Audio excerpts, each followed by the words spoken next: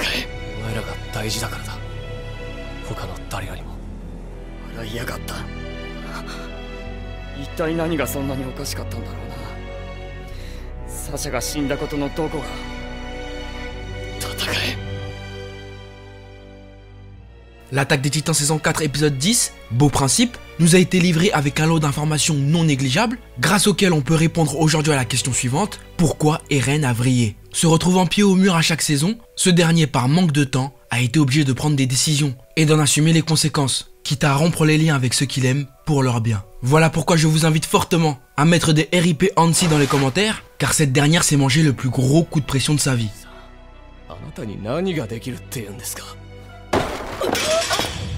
教えてくださいよ、ハンジさん。他のやり方があったら教えてくださいよ。 Oui, ce qu'on ne vous a pas dit, c'est qu'elle a littéralement pissé dans son froc. Ha, tu l'as eu celle-là? Dédicace au Pro-Jäger, c'est le moment, manifestez-vous dans les commentaires. Si vous appréciez les vidéos SNK, n'hésitez surtout pas à vous abonner et à liker cette vidéo si vous ne voulez manquer aucune vidéo SNK.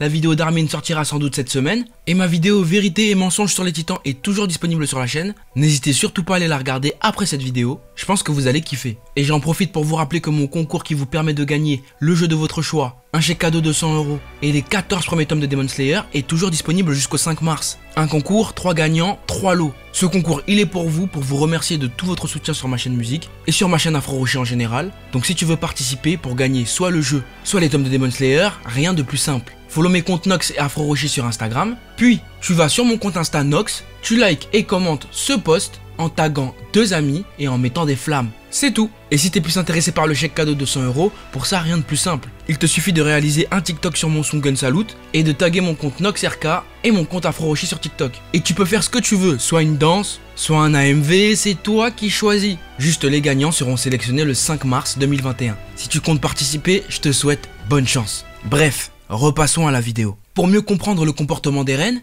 il est important de remonter 2 ans auparavant, à l'époque où l'on pouvait encore lui faire changer d'avis. 1 an après l'arrivée des mercenaires, qu'ils aient appris à vivre ensemble et à comprendre que leurs différences ne faisaient pas d'eux des ennemis, ces derniers leur ont permis de combler comme ils le pouvaient les 100 ans de retard que Paradis avait sur le monde, en leur fournissant des armes, des infos sur le monde et en leur permettant la création d'un réseau transilien.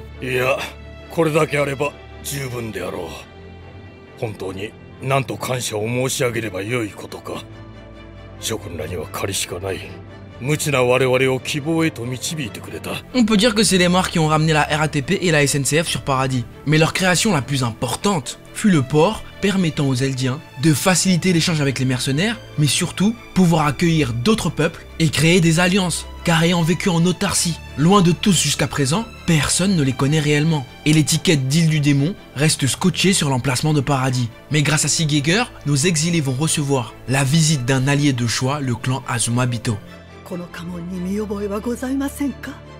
Pourquoi celui-ci? Pour plusieurs raisons. La première, c'est que 100 ans auparavant, un général de guerre important d'Izul, leur contrée, est venu s'installer sur Paradis à cause des liens très proches qu'il entretenait avec le roi Fritz. Suite à la Grande Guerre, Izul, leur patrie s'est retrouvée désarmée et a perdu de sa superbe, car n'ayant pas son puissant général pour sauver sa patrie. La famille du général bloquée sur l'île du Paradis n'a pas eu d'autre choix que de se mélanger au peuple des murs, et quelques années plus tard, un membre de la famille Ackerman, famille en charge de la garde rapprochée du roi, mais qui fut plus tard destitué, tombera amoureux de la dernière descendante du clan Azumabito présente sur l'île du Paradis, et leur union donnera naissance à Mikasa, la mère de notre héroïne. Voulant perpétuer la tradition de sa famille, fera tatouer la marque du clan Azumabito sur son poignet et fera promettre à sa fille de faire de même avec ses enfants, et pour éviter tout représailles avec le monde extérieur, qu'elle ne montre à personne cette fameuse marque sur son poignet.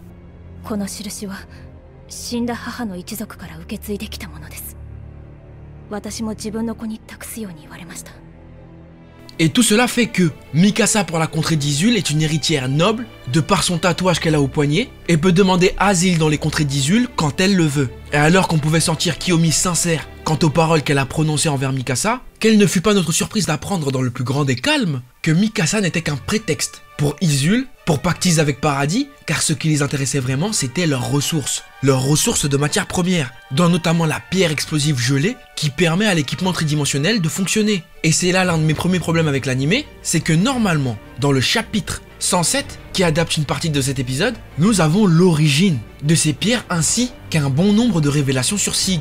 Révélations qui ont été off-screenées pour ne pas spoiler la suite des événements, mais je pense surtout pour gagner du temps sur cette fin de saison afin de finir en apothéose. Car croyez-moi, cette fin de saison, vous ne serez pas prêts. Mais je trouve ça quand même dommage d'omettre cette information pour nous la révéler peut-être plus tard, ou même peut-être pas. Avec le bénéfice du doute, je ne vais pas vous la révéler durant cette review, mais ça me pique un peu. Bref, suite à l'entretien avec Sig Yeager, un marché a été conclu. En échange de Mikasa, en échange de l'équipement tridimensionnel, en échange des pierres précieuses de paradis, Izul devra apporter son aide aux Eldiens afin de rattraper les 100 ans de retard qu'ils ont sur le monde, et ce en seulement 50 ans grâce à l'aide d'Izul. Mais bien évidemment, cela n'est pas sans risque, parce qu'en face, leurs ennemis ne vont pas attendre sagement qu'ils les rattrapent et vont sans cesse attaquer Paradis, voire même faire des alliances parce que c'est toujours plus facile d'attaquer quelqu'un qui est seul en groupe, le tout pour récupérer les titans restants.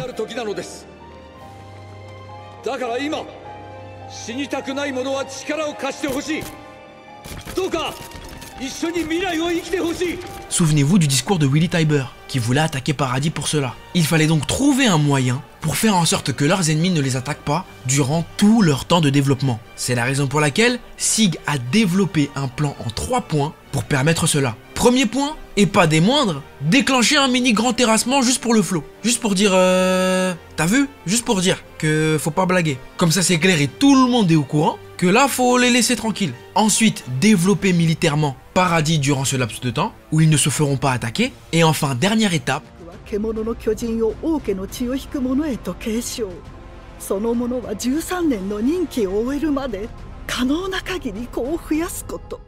qu'un membre de la famille royale dévore le bestial afin que le pouvoir de l'originel puisse toujours être utilisé et que le grand terrassement constitue leur ultime recours. Sur le papier, tout semble logique, mais c'est que ce plan condamne Historia à pondre autant d'enfants que possible durant les prochaines années afin que ces derniers puissent faire de même et ainsi de suite afin de perpétuer la tradition des races. Le problème, c'est que cette solution condamne une personne auquel il tient, Historia. Elle qui n'a jamais été libre d'agir réellement comme elle le voulait, en acceptant cette option, celle-ci sera réellement condamnée à ne devenir qu'une mère porteuse tout au long de sa vie. Et cela va à l'encontre de toutes les discussions que cette dernière a eues avec Ymir et même avec Eren. Et parce qu'il tient à son ami, ce dernier ne peut même pas imaginer cette éventualité. C'est impossible.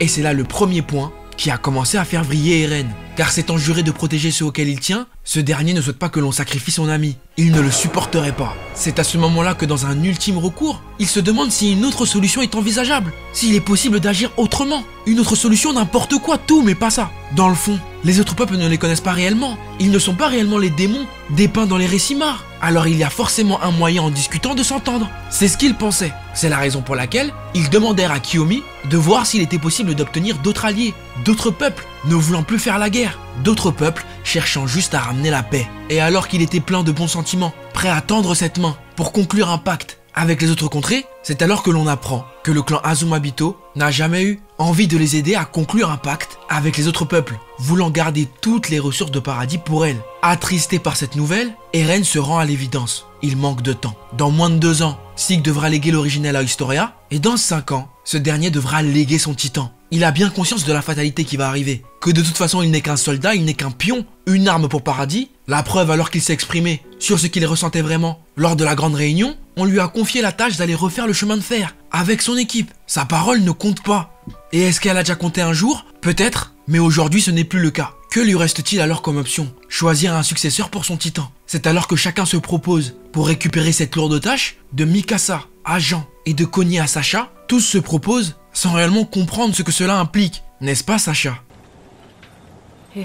Et alors que ce dernier leur avoue qu'il les considère comme étant sa seule famille et qu'il tient à eux, une dernière option s'offre à nos amis, celle d'aller eux-mêmes en investigation en dehors des murs, établir une base là-bas et essayer de discuter avec les Mar. Peut-être que c'est ça la dernière solution, qu'ils y aillent directement, eux en tant qu'alliés, essayant de chercher un compromis pour arrêter la guerre. Et même pas besoin de voir cette partie-là pour comprendre ce qui s'est passé. Là aussi, ça n'a pas été concluant. Et il a fallu prendre une décision. Subir le destin ou se battre pour le changer. Celui qui vit, c'est celui qui gagne. C'est la raison pour laquelle, pour sauver tout le monde, Eren a décidé secrètement de rencontrer Sig chez les Mar et y établir leur plan de récupération du titan marteau et l'élimination de tous les peuples voulant s'opposer à Paradis.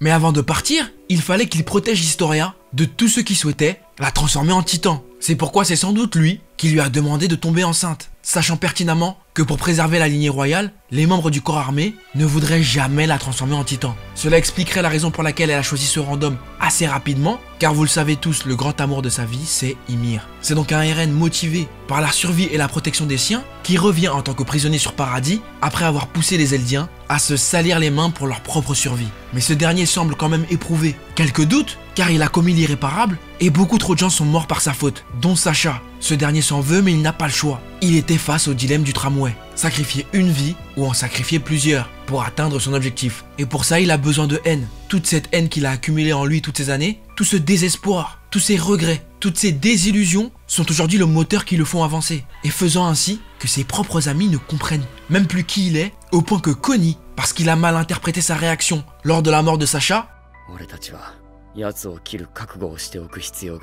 soit prêt à l'éliminer, et Carmine, son meilleur ami, son frère, décide que c'est à eux de choisir qui sera la personne qui va hériter du titan d'Eren si ce dernier a bel et bien changé de camp et est passé de l'autre côté. Cela dit, vous le savez, une personne lui reste fidèle coûte que coûte. Cette personne c'est Mikasa. Pourquoi? Parce que les liens qu'elle entretient avec Eren sont si puissants, si forts, que même si Eren a tort, pour elle il aura raison. Que même si Eren est dans le faux, pour elle il sera dans le vrai. Eren lui a sauvé la vie, les Jaegers lui ont sauvé la vie. C'est sa seule famille, hormis le bataillon d'exploration. C'est la raison pour laquelle c'est la seule personne à qui elle montrera la marque des Azumabito, parce qu'elle le considérait comme étant de sa famille, et qu'elle l'aime plus que tout. C'est la raison pour laquelle il va être intéressant de voir comment Mikasa va interpréter les prochains actes d'Eren, et est-ce qu'elle finira par le rejoindre, ou se lèguera elle aussi contre lui? C'est la grande question de ces futurs épisodes. En tout cas, comme d'habitude, tu le sais, c'est le moment des notes, et pour moi c'est un 8,5. J'ai kiffé cet épisode, même si j'ai pas compris 2-3 choix scénaristiques, d'omettre certains passages scénaristiques qui auraient permis d'étoffer certaines informations et les rendre plus digestes. Et en plus, mention spéciale, pour le moment où Levi parle de sa taille,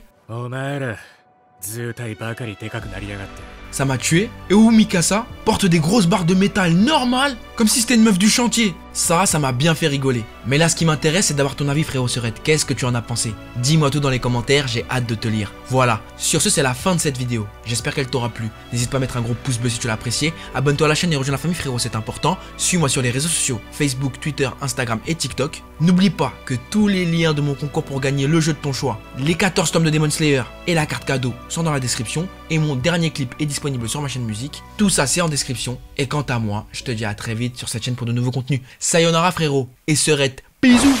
La mention le palace, finiront loose day comme Dallas. Pour la chou fonce day, mais je suis serein, je vais les fumer, j'aime les famas. On veut la mention le palace, finiront loose day comme Dallas. Pour la chou fonce day, mais je suis serein, je vais les fumer, j'aime les famas. Ça parle de gros cul, de gros chèques, de gros pètes. Découper les forts, refaire la machette. Je veux pas la bougie, moi je veux la ratchet.